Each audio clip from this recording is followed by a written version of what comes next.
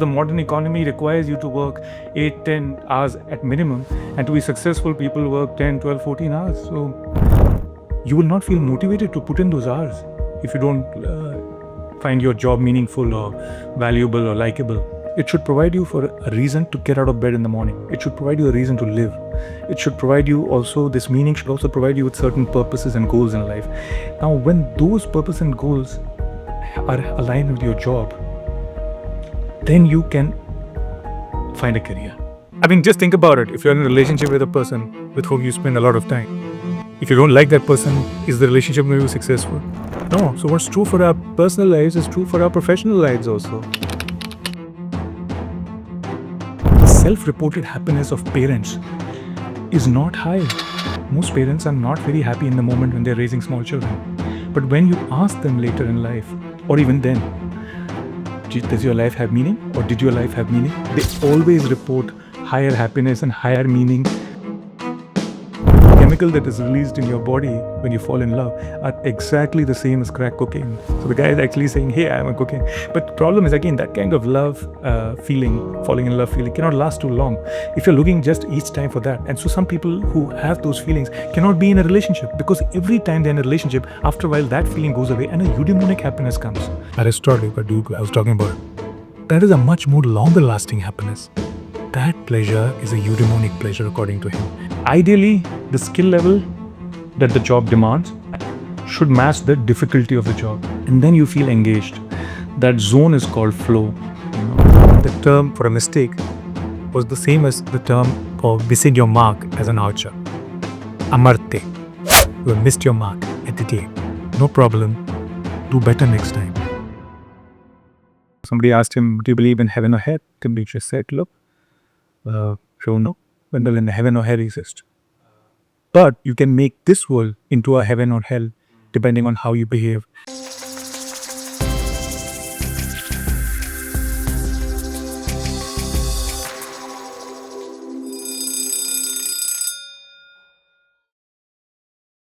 So, my question to you now is that, why do you need to choose a career to begin with? How do you define it? And I mean, like, we don't know what it's doing for us. So, what does it do? What does a career do to help us out? Because, yeah. Yeah. So, a career does many things for us. First of all, a job fills up the day. Otherwise, you're sitting most of the day doing nothing, or feeling frustrated, depressed, because in our society, a lot of our value comes from our work. Thirdly, you will end up spending roughly 80,000 hours, according to the researchers, on what you do. Now, if you don't enjoy that, you're going to be an unhappy person, because there's the majority of your waking hours. On top of that, you won't be successful, because the modern economy requires you to work 8, 10 hours at minimum. And to be successful, people work 10, 12, 14 hours. So you will not feel motivated to put in those hours if you don't find your job meaningful or valuable or likable. So, I mean, just think about it. If you're in a relationship with a person with whom you spend a lot of time, if you don't like that person, is the relationship going to be successful? No. So what's true for our personal lives is true for our professional lives also. And lastly, for some people, the job also provides meaning and purpose in life. It fills it up. Otherwise, you feel empty. You feel, why am I doing this job? Why not some other job? What is this job doing for me? So, that's fine. But you have to realize that to come by a relationship, like the Ananoth example that you gave, to come by a relationship which is very supportive, meaningful, it takes a lot of time. And same the jobs. You don't find a job which aligns the job meaning. Sometimes you don't even know what you want to do. That's beautiful, beautifully put, Mehul. That is the fundamental problem that a lot of us have. That is, we are uncertain about our careers or what to study. We are either unhappy with our career if you already have one, sometimes what job you have, or whatever you're studying. Sometimes you find it meaningless or purposeless, and sometimes you're just looking to be a success. We want to be successful at what we do. We want the world to acknowledge us. So you're right, that's a dilemma faced by a lot of young people, and it was a dilemma faced by me. Uh, I'll tell you my own personal experience. I began life. I started in high school. I began with physics because that is what society expected. There were societal pressures. This was considered a prestigious a stream to choose. Physics, chemistry, maths, and yeah, there was some family expectations as well. I didn't like it, and I thought, okay, I'll switch over to maybe economics because again, economics was also considered prestigious. So in college, I chose economics. My family also wanted that in some ways, and again, I didn't like it. I didn't find it enjoyable. I didn't like the work. I didn't find it meaningful, also in a certain sense. So then I moved. I got a scholarship. I went abroad to the UK, did political economy, a master's there. I liked it more than economics for sure. But again, it was not for me. Um, from there, I moved to the US. I did finance and I tried to work at a bank for 4 years in Dubai. Again, that corporate career was not to my liking. I found my job largely boring and meaningless. Even though I went on to become an FRN, a financial risk manager, which is the top certification you can get in risk in the world. It's a highly quantitative certification by the Global Association of Risk Professionals in New York. Well, from there, I moved back to international affairs. And there's by serendipity, by chance, I came to this job of teaching. And I've been here ever since. It's been 12 years. And I love my job. But it was just chance that I found it. But when I look back at it now, I can figure out some patterns. It reminds me of that quote by Schopenhauer that it's only when you are older in life that you begin to make sense of the puzzle of life. Things begin to fall into place of how one thing led to another, how you have arrived at your destination. So now I had looked at a lot of research. I've looked at the best scientific research that's out there. I've looked at what philosophers say, both modern and ancient. I've looked at what psychologists say, and I have managed to compile a fair amount of research, which I want to share with you and the students in this conversation. My question to you now would be, must have taken a lot of years, a lot of toil to go through this journey. Um, a lot of my colleagues, myself as well, we don't have that much amount of time. Some of us don't. It's all over the place. Everybody's got their own subjective struggles, baggage, condition. Beautifully, yeah. Beautiful. Now, how do you so for a person who's getting support, and for a person who's not getting support, if where how do these two separate people address their issue? Because both of them is going to be different. Absolutely. You're put it beautifully, Mir. I was lucky that I had a certain amount of support. In fact, I was fortunate because I was not from a very poor background, though I had some very tough times too, and I'll explain what these were. But nonetheless, even when I had tough times or good times, I took my time because of various reasons. I have ADHD. At that time, I didn't know I had it. It affected me deeply. On top of that, I had a crisis of faith and therefore of values and meaning in life, because of which I had to spend a lot of time in reassessing my life and what I wanted to achieve and what I wanted to do with this life. So for me, it took doubly long, because A, because of biological problem, B, because of the philosophical existential problem. So it took me a very long time. Most people may not have the luxury of this amount of time. You're absolutely right. Not only that, but if you don't have this amount of time, what should you do?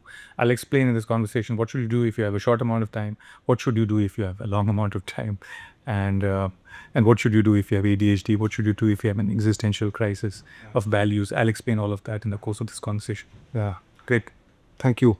So, um, so you said your journey took you through so many different avenues, and did you at any point of time in any of those avenues ever realize that or how long did it take you to decide that this is not the job for you?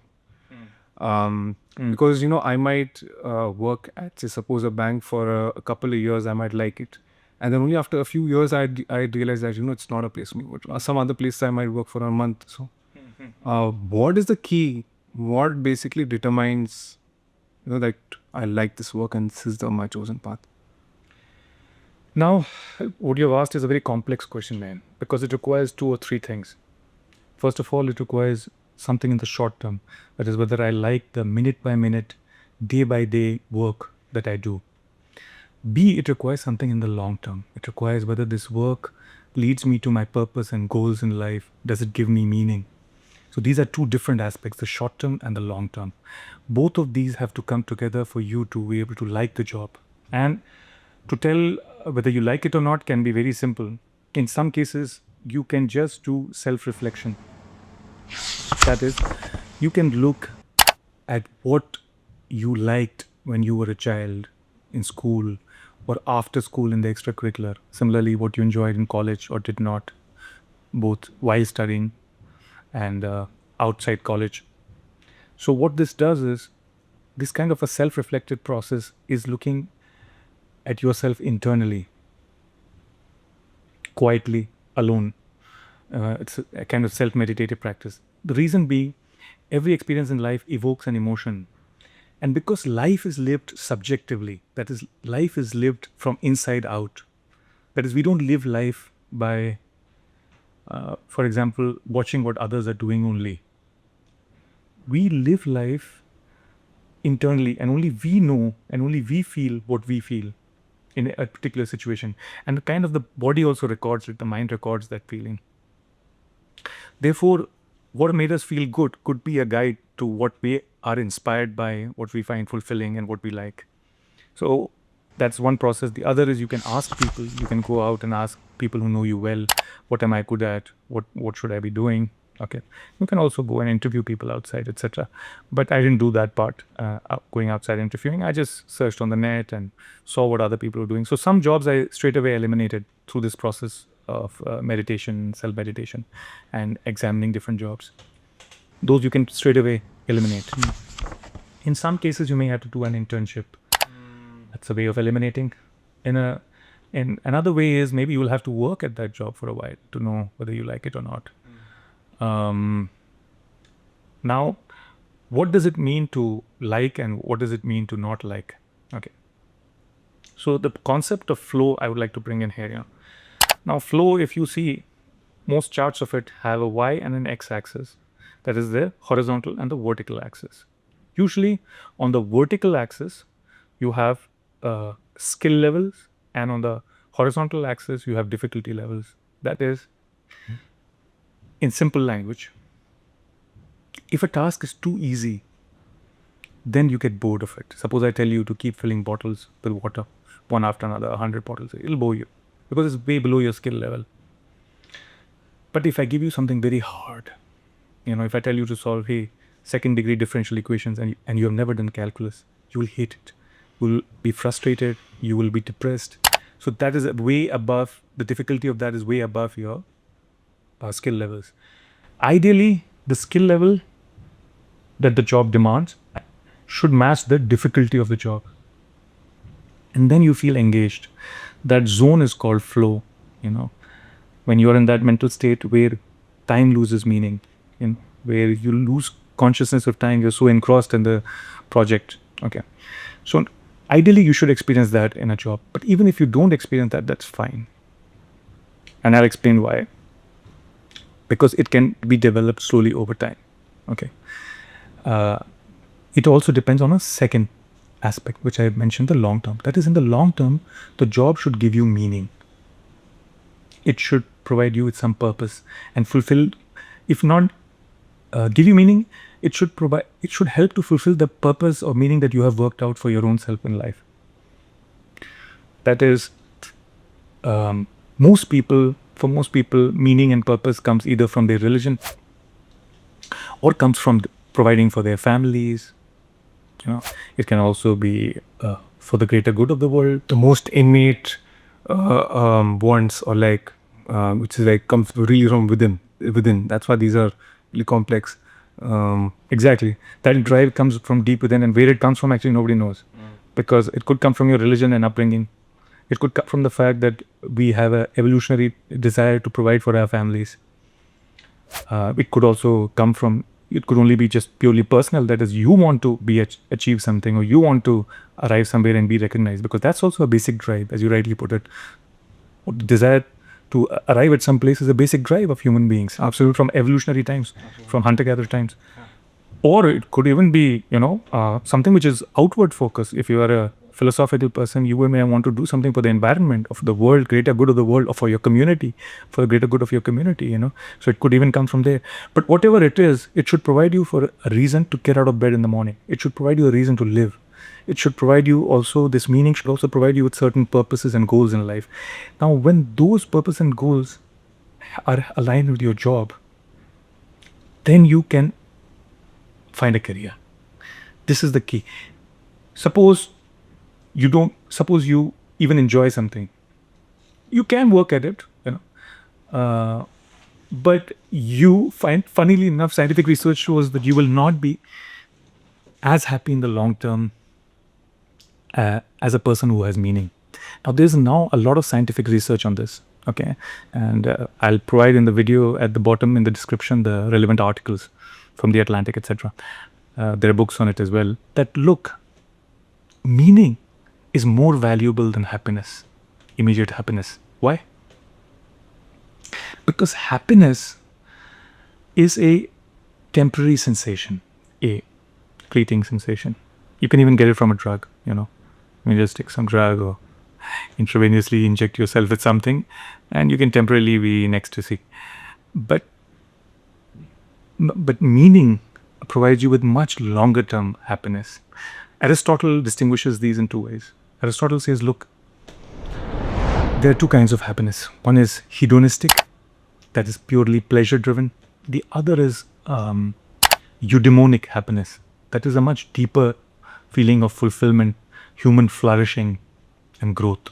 The difference between happiness and meaning has been researched quite a bit now by psychologists, and they're finding that happiness, or happy people rather, are largely selfish. That is, this comes from our evolutionary history. Happiness just meant satiation of our hunger, of our desires. So happy people, they have found, are people who face a few obstacles in life, who had enough money to get what they want in life, live comfortably, but they are not other focused at all. They are only self focused. And this problem will arise also if your meaning is largely derived only from yourself. Because then the problem is that if it comes only from yourself, as Carl Jung said, that is a recipe for unhappiness.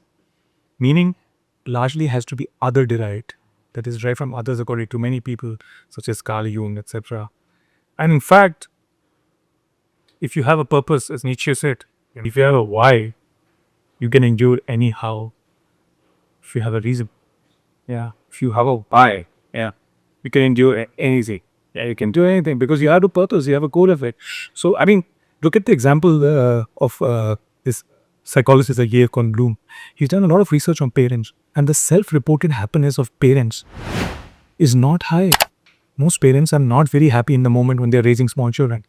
But when you ask them later in life, or even then, does your life have meaning, or did your life have meaning? They always report higher happiness and higher meaning than single like individuals or childless individuals. More complete, more alive, who's more complete, busy. That's what you mean by Yes. So they feel that their life has a purpose. It is to sustain this small life, this child. Then similarly, when they ask them later, and the children are grown up also, they remember that time as actually a happy time. Whereas in that time, if you ask them when the children were small, they would say, I'm not very happy. But my life is meaningful. And so what happens is when you look at their overall life happiness over the long term, this is self-reported happiness in large data sets. They report higher meaningfulness and higher happiness overall than people who are generally led a hedonistic, So yeah, it's counterintuitive actually to think about, happiness. Everybody's running towards happiness, but then you realize in the short term, you don't search for happiness. exactly. So exactly, and the philosophers have put it this way, and so are now these researchers, that happiness is not something to be pursued. Happiness is something that ensues. That is, Once you start doing something, happiness follows. If you start chasing happiness, you won't find it. You have to let happiness chase you. So, like that dude 2,400 years ago said, Aristotle, I'm referring. There are two kinds of happiness, he said. One is hedonistic and one is eudaimonistic. Hedonistic is basically your pleasures, you know, physical pleasure, sensation, food, sex, drugs, whatever, party. But he said, that is a very short term and has negative consequences. The much better kind of happiness, he said, is eudaimonistic happiness. So, what is this eudaimonistic happiness? You would ask. Well, it comes from the term eudaimonia. Eu means good. That's why we get the word utopia or Europa, the good place. And daemon for the Greeks was your inner soul, your spirit. Oh, later on in Christianity becomes demon. Yeah, exactly. But demon for the Christians was bad because Christians were monotheistic and they looked at the previous polytheistic past as evil. So daemon became demon and all that. But actually, daemon was not an evil thing. Daemon was your inner soul, spirit. Could you just spend a little bit more time explaining what these terms that you just quickly said? So, eudaimonia, eudaimon, the good flourishing, the good soul, the good life. And for Aristotle, this comes, and generally for the Greeks, this comes from following virtu. That is, so eudaimonia comes from virtu. One of this virtu is actually virtue. It has a same root, will, as virility. That is the manly quality, which is linguistics. It's not only linguistics and it's also sexist because it assumes that good character comes only from the male virtue because it has old origins from pre-modern, pre-classical, archaic Greek times. So virtu is the manly quality. Now, what does this mean actually? Doesn't mean actually being, those. So the Greeks went through a period of transition. That in the archaic period, the warrior ethic was celebrated. That is Achilles, the warrior, the one who gets angry, who avenges any insult to himself or his community. That was called the Homeric age or the heroic age, from which you get the Odyssey and Iliad. But soon, Greece transitions into, especially Athens transitions into an urban settlement where what really matters is urban values, rationalism, civic sense, civic values exactly, and reason, temperance. So the Greek virtues, some of them come from the past. That is, for example, the cardinal virtues like courage, etc., and the heroism that you spoke about. Yeah, exactly. And the modern virtues, like the classical Greek virtues, would be temperance, that is moderation, empathy. More than empathy, justice. That would be another thing because you get require that to live in an urban development in a city. So justice, nowadays because they transition now into agriculture, urban living, etc. The third one would be, for example, uh, wisdom. So having rationality. So these would be the virtues. But nonetheless, courage still remain among the four cardinal virtues. The reason being, without courage, none of the other virtues are possible. You cannot be just without courage. You cannot be wise without courage. So, so whether it is, you can't even be temperate without courage. That is, you cannot be moderate without having the courage. So you have to be able to also deal with others fairly. All of that requires. I think these days being moderate requires a lot of courage. That's a political question I've avoided. So yeah, you're right. So the thing is that so what we find is that for Aristotle, uh, eudaimonic happiness was better than hedonic. That is, what is eudaimonic happiness? Let me define it a bit further for you. Yeah. So eudaimonic happiness is, um, Aristotle defines it in this way: the purpose of a knife is to cut bread. Okay, this is the purpose of a human species. And according to him, the purpose of a human is to use his reason. And when a human being, is what distinguishes them from animals. Because any animal can feel pleasure, any animal can feel happiness, but they can't use reason in the way human may use. So for him, uh, a human being that is living to his fullest potential or her fullest potential, in his case, is somebody who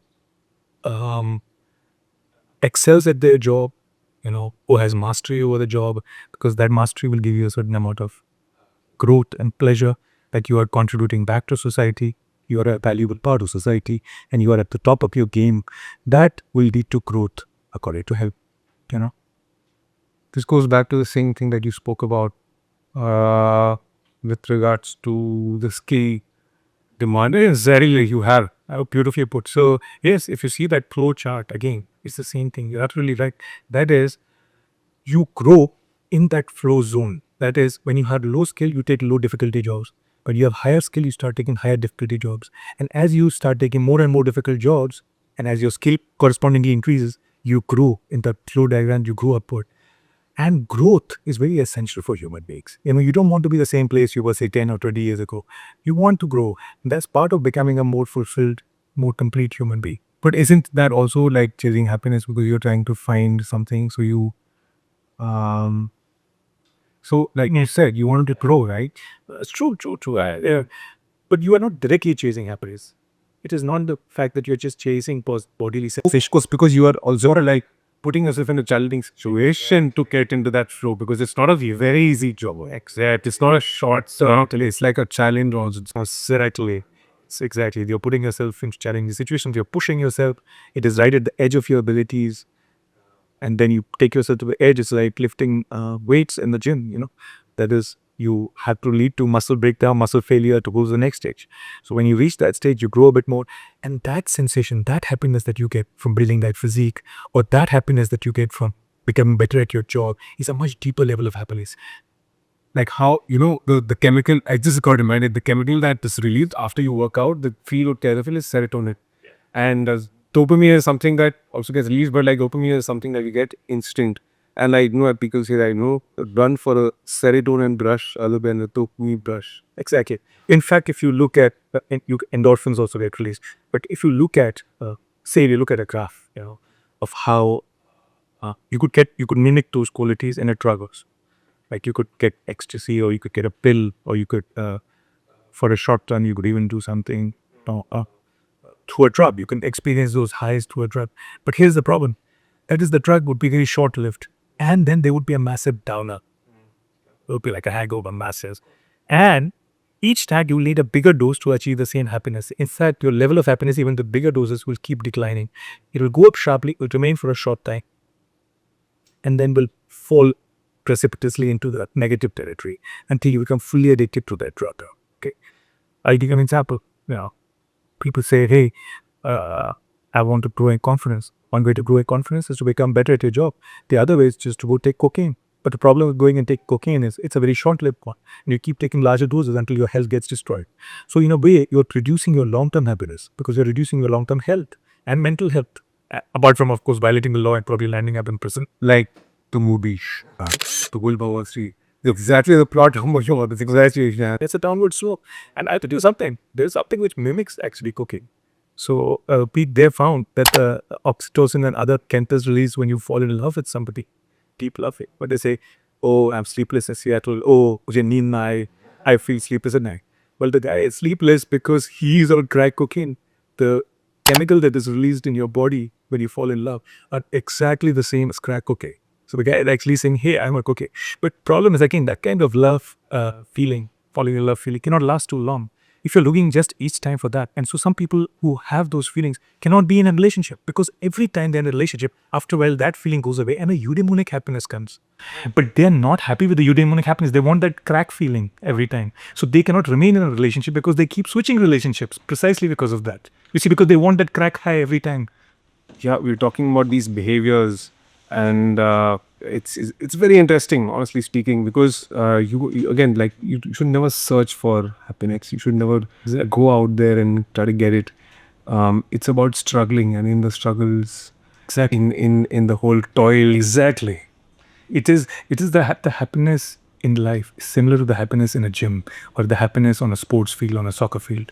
It comes through that toil, and that, according to Aristotle, I was talking about, that is a much more longer lasting happiness. That pleasure is a eudaimonic pleasure, according to him. A eudaimonic life has to have three components. One is self mastery, that is controlling yourself. The other is civic engagement that is contributing to your community or city or country, whatever. These two together constitute virtue. And there is a third component that is learning and contemplation. Let's try to believe that for the good life, human beings whose main characteristic is reason should be engaged in growth through learning, through contemplation. So this could be learning with your job. This could be pure research also, or reading, or in any other way. These three together would make a successful eudaimonistic life. Of these, what is meant by virtue, as virtu, is the Greeks had a very interesting conception of this.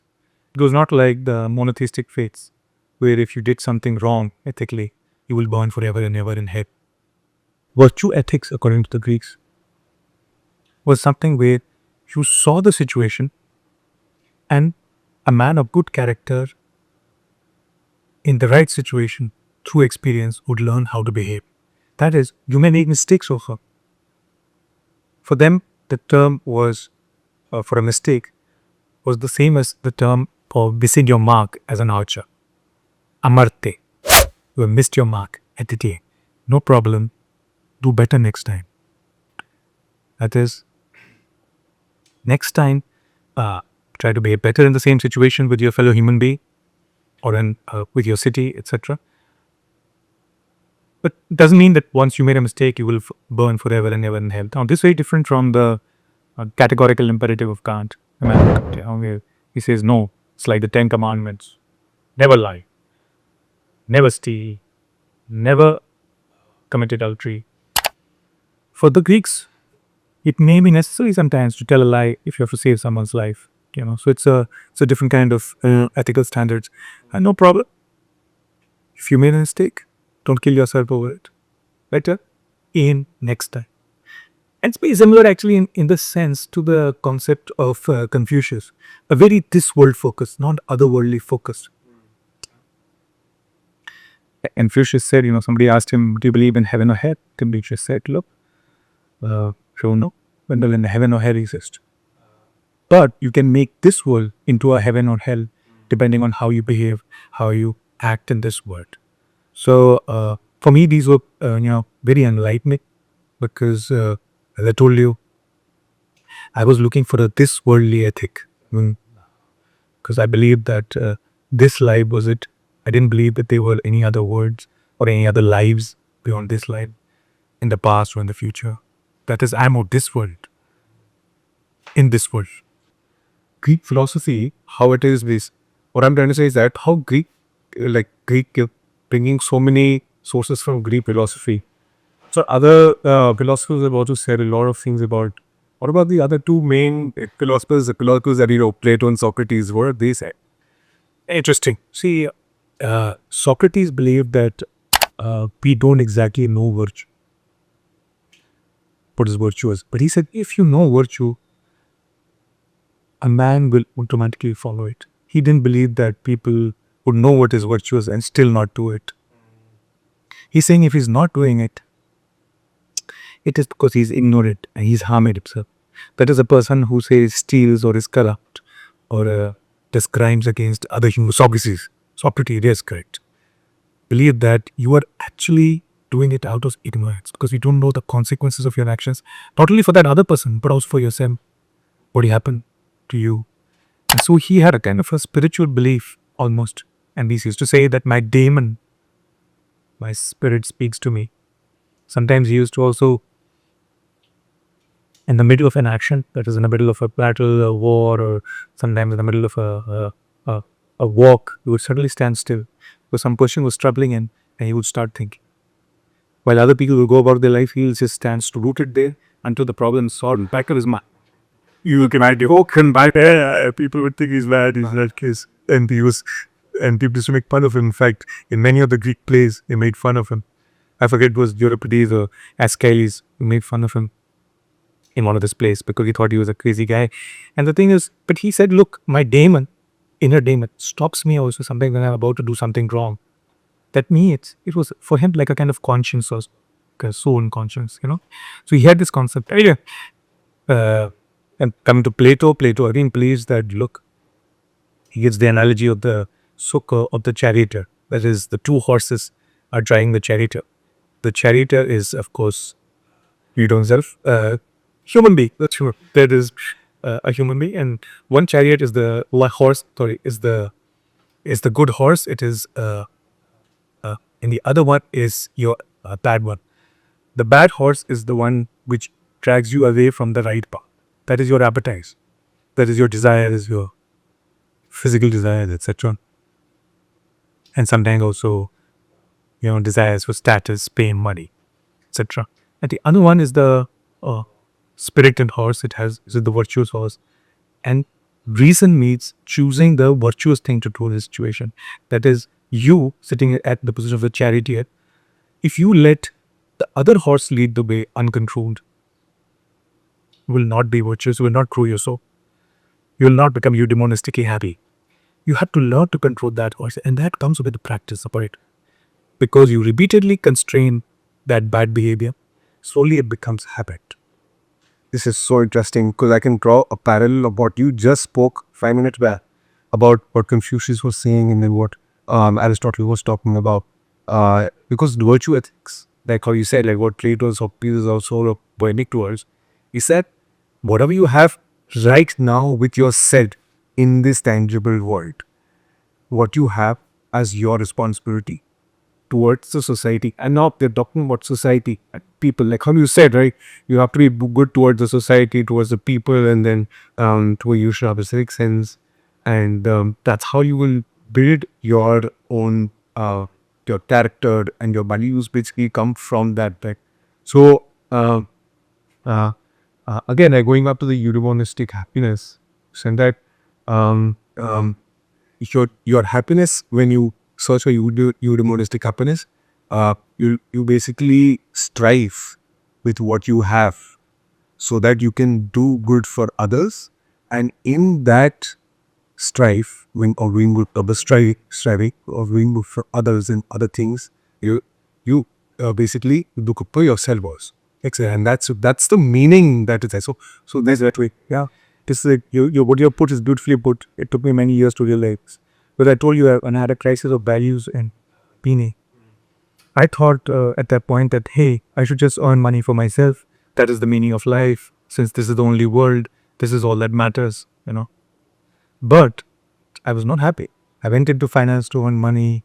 I did all kinds of things. It didn't bring me happiness. That bonus in the bank did not make me happy. That money in the bank did not make me happy. That is, I was not materially driven to the same extent as I thought. And so, despite following a hedonistic happiness, I was not happy. And then I realized that what makes me happy are larger things, meaning in life, purpose in life, and doing things for the greater good of the community. Then suddenly I realized that, hey, I have to change what I'm doing. I have to do something else which gives me more meaning, more purpose in life. I'm not deriving purpose from being selfish. That is, as you put it, doing things for others can in some cases make you happy. That is why meaning is more precious than short-term happiness. Because true meaning actually comes from doing things for others. And that has to come from within. That has to come from within. So I want to ask you a really real question. Because you took so much of time and so much of efforts, spent years of life, and that's a lot, compromising, given a lot. Will you shorten this process?